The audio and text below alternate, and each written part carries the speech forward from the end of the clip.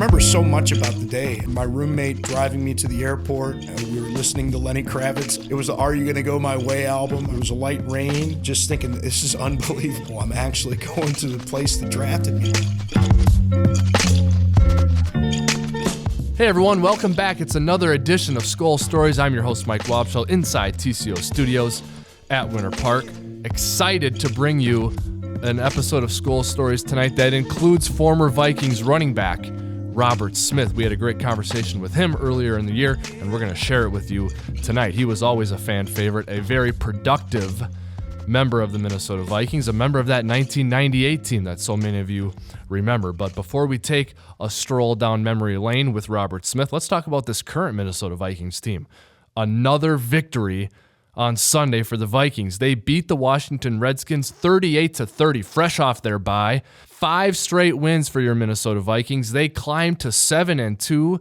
They maintain their spot atop the NFC North standings. The Green Bay Packers and Detroit Lions feverishly chasing the Minnesota Vikings. They both won last weekend as well.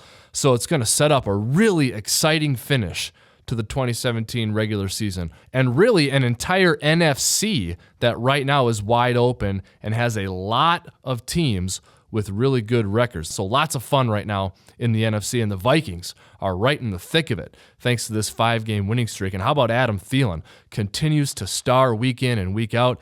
8 catches, 166 yards on Sunday against the Redskins. That included a 7-yard touchdown. Adam Thielen had himself a day. That's the current team. Let's talk about some teams in the past, and we're going to do that with Robert Smith. We're going to get into his days as a Viking later on in Skol Stories. But in the first part of the conversation, we're going to talk to Robert Smith about his days at Ohio State and his days running track, not just playing football. Robert Smith, one of those guys who's just good at everything. So we talk about that and so much more with Robert. Take a listen.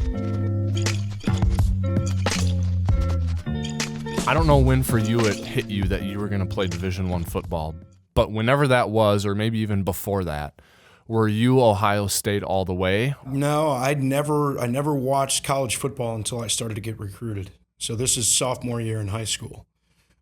Really junior year in high school, because sophomore year was when I started to play varsity and then started to get recruited. So I really didn't watch college football until my junior year. I would watch professional football if I was watching football at all. So it never was about Ohio State all the way. I remember, though, the day that I got a letter from Ohio State. It was a track letter first. And I remember going and finding my brother he was at the same school and showing him the letter. So it was pretty cool in that way. But it definitely wasn't Ohio State all the way, because I didn't grow up in a house that was watching Ohio State football. You know, you get so many people who went to Ohio State, are fans of Ohio State. They're very prideful in that this is their team and their program. Do you recognize that? Do you feel that same way? And just talk about the Ohio State experience for people. Yeah, well, it's changed a lot for me over the years, because I think, not growing up around it was almost that I was more focused on the task of becoming the player as I was thinking about the tradition. It's interesting that the state track meets were held there at Ohio State Stadium. Then the track was around the football field. It isn't anymore. But you would be in there and you'd look up, and of course for track meets it's not completely full and it's not an Ohio State crowd. And experiencing that for the first time, it was pretty overwhelming. But even then, I don't really think that I understood just how broad the appeal was and how deep the connection was until I got away from Ohio State, and you start traveling the country and it's just everywhere. Ohio State has more than 700,000 alumni. The pride that I feel, it's just so different when you experience it away from being a player, when you're not focused on being a player. But I definitely understand now exactly how deep it goes. And the track connection for you, can you talk about that, like your history of track, how that started, what you were good at? Yeah, well, they're pretty different. Track it's a very elite sport, and I grew up watching Carl Lewis. I remember watching the battles between Carl Lewis and Ben Johnson, watching those with my brother, and my dream was always to be an Olympian. So I thought that I'd be a sprinter or maybe a long jumper at that point. And then, as I got into high school, was nationally ranked and things like that. But, it is such a high level elite sport. I ran it in college as well. I wasn't jumping anymore then. And, it sounds funny to some people, but I didn't have the foot speed for the 100 and 200. I was a 400 guy. And so I ran the 400 primarily. And actually must have been about 40 or 50 days after I got drafted by the Vikings, participated in the 4x400 down at Tulane in the NCAA meet, and we won the 4x400. We beat Baylor that year. So, and I had qualified for the Olympic trials in the 400 right before my last year at Ohio State. But again, it's such an elite sport. I might have been top 20, 25 in the world, but that wasn't even good enough to make it into a final in the Olympic trials here. So I didn't even go. I just prepared for my last season at Ohio State to play football. What do you remember about being drafted in your rookie season? Oh, it was amazing. I had sat out my sophomore year at Ohio State and was thinking about transferring. So I went out and I visited USC and I visited Denny at Stanford. And so that's how I met Denny. And on draft day, it was funny. I remember that like in the 12 to 15 range, not 12 because that was where Jerome Bettis went. I think it was like 14, 15, 16, something like that. I had heard, I can't remember who the teams were, had some interest.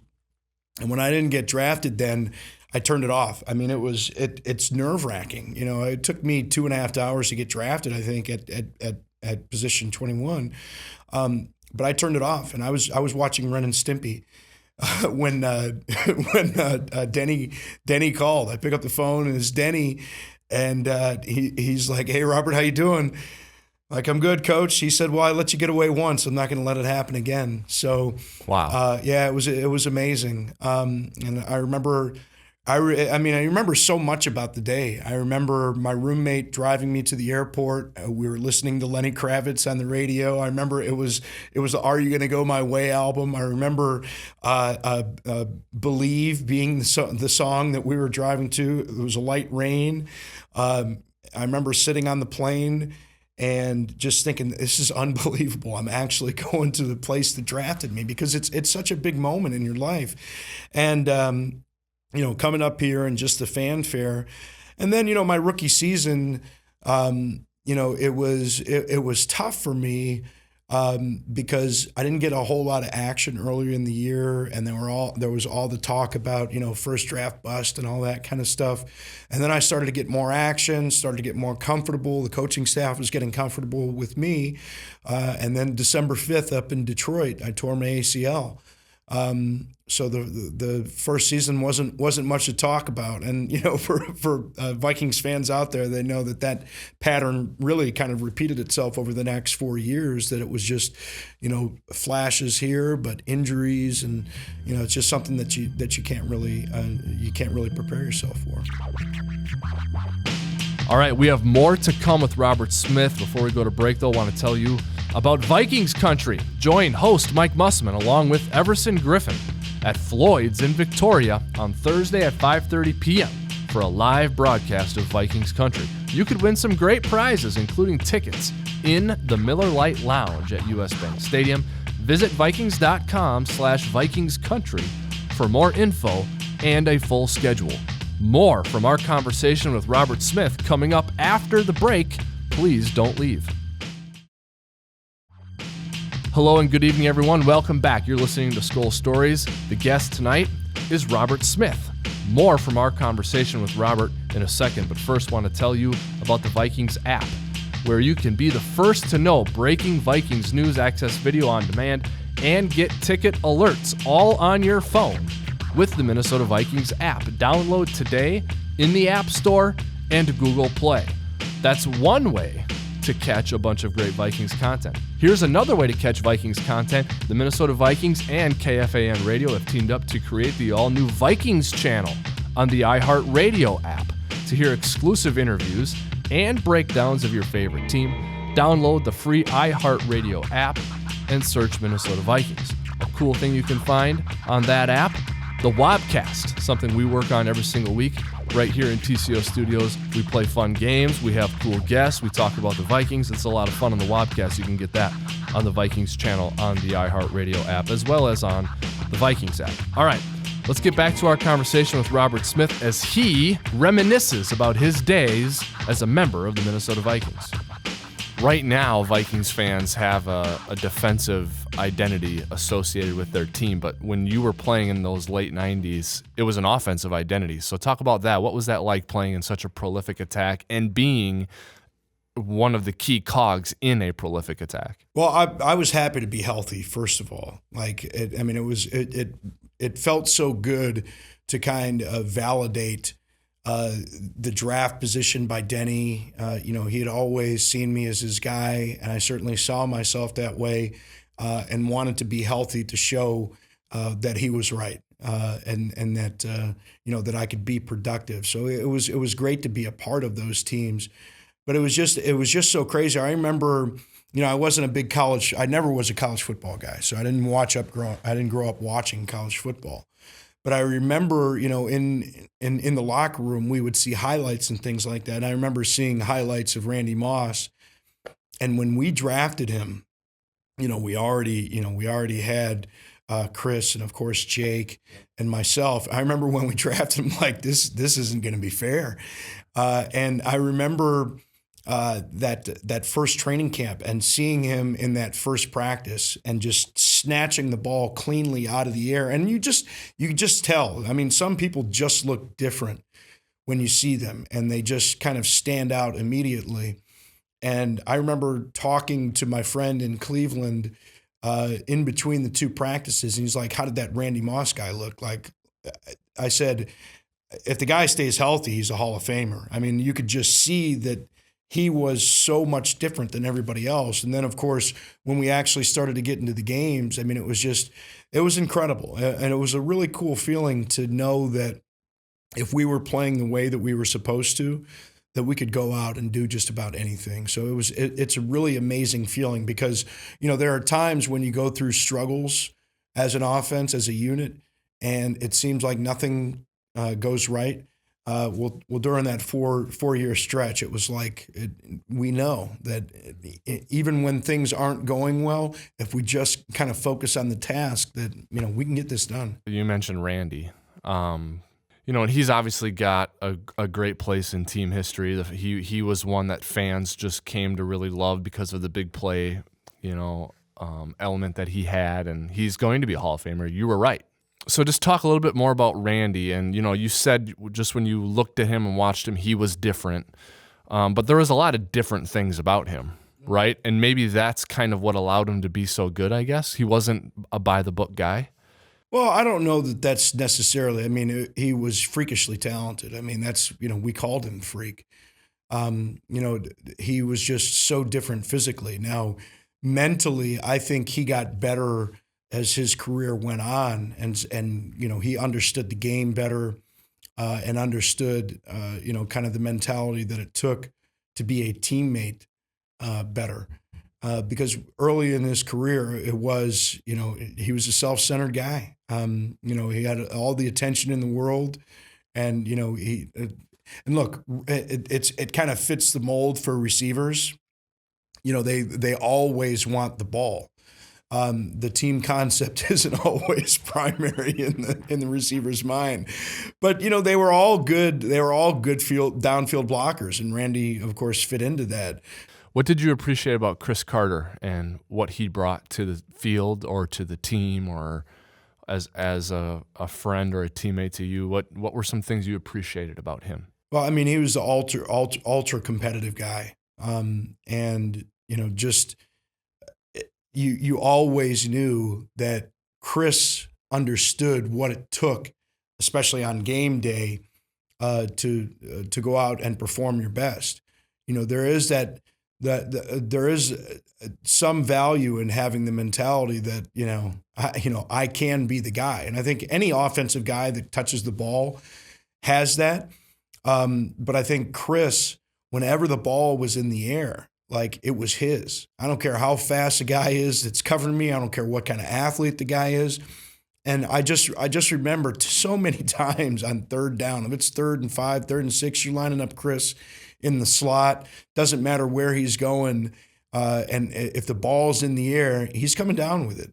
So, I mean, just it was really cool to kind of be around somebody like that. And you just knew, in a different way. It wasn't the athletic, smooth performer running that Randy was, but you knew you were seeing something different with Chris. He was just that kind of performer. And of course, being a Hall of Famer now, you could just tell in the same way that something was different, but it was something different about him that you saw than you saw with Randy.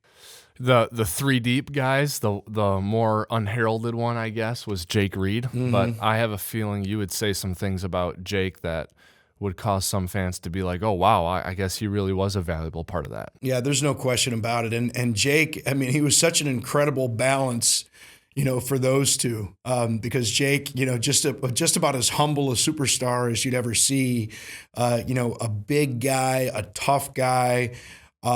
Jake was just so much fun to be around. Not that the other two weren't, but it was just different with Jake. And he was that guy that could rise up and make those big plays. And once again, just kind of being a part of something like that, it's such a special experience. But man, I love playing with Jake too. The final season, 2 seasons of your career, you were playing at a really high level.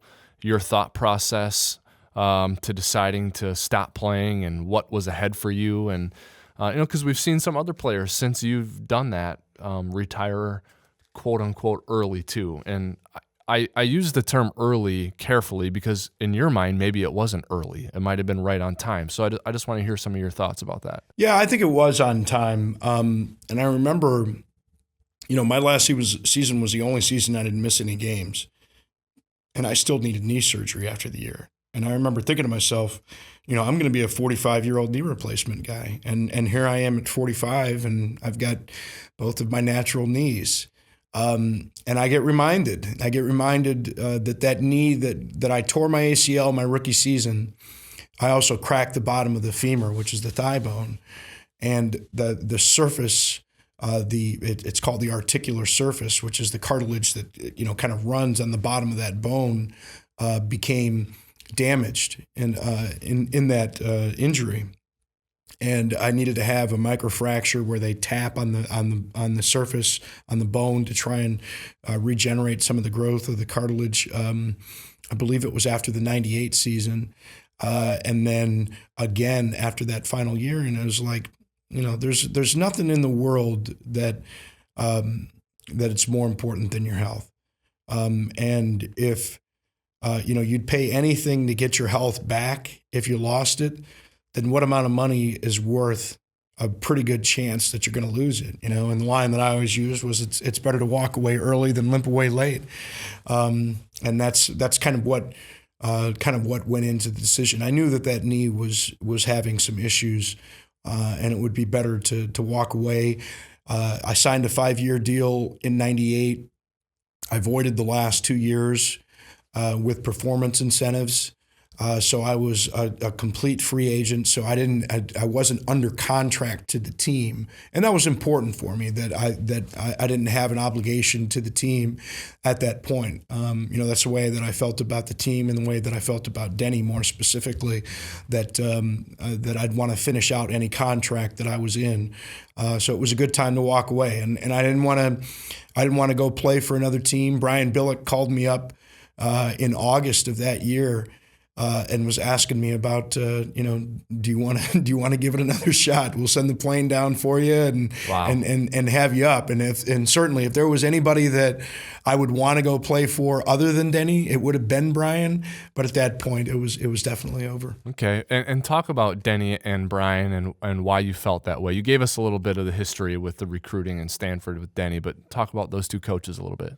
Well, Brian became the offensive coordinator like 3 games into my rookie season. Jack Burns was fired as the offensive coordinator. And, I was completely new to this. It's my rookie season and they fire the offensive coordinator. I'm like, they do that? They fire coaches like right in the season like that? And Brian comes in and he talked about how it was going to be more of a collaborative process and that other voices would be heard. And I got to tell you, Brian, as so many people know, I mean, just as smart as they come and really dug down deep into the numbers, kind of a Moneyball kind of guy in football. And he talked about the importance of explosive plays and how the 20-plus yard plays were so crucial to the success of drives, and how the chances of a drive being successful, went up dramatically when you had those plays during the course of a drive. Now, they're not always easy to manufacture, but it was something that I think he found a way to do by putting the proper pieces in place and by the sequence of play calling. So he was an incredible mind as an offensive coordinator. And I think Denny was like a father to me. He really was. Not just the way that I met him before I got here and the things that he said, but just kind of the way that we interacted. I remember going and fishing with Denny on his boat and things like that. And, going in and he had his drum set up right in the facility and would, go and watch him play. And we'd talk about jazz and things like that. But when it came time to play, I always had the sense that Denny, more than anybody else, believed that I could be the player that he always thought I could be. And it's something special to have a guy like that in your corner that's the head guy. And so it was always a pleasure and an honor to be able to perform, not just for myself and my teammates, but more importantly, the guy that was heading the ship. All right, everyone, that's a wrap for this week's edition of Skol Stories. We thank Robert Smith for joining us. Always fun to catch up with him, a great guest all the time. Enjoy the rest of your week. Enjoy the Vikings game on Sunday. They are at home. US Bank Stadium is the place. Los Angeles Rams are the opponent. You can catch the game right here. The Vikings Radio Network will have it. On behalf of Skol Stories producer Nate Vaughn, I'm your host, Mike Wabschall, signing off for now. Have a good evening, everyone.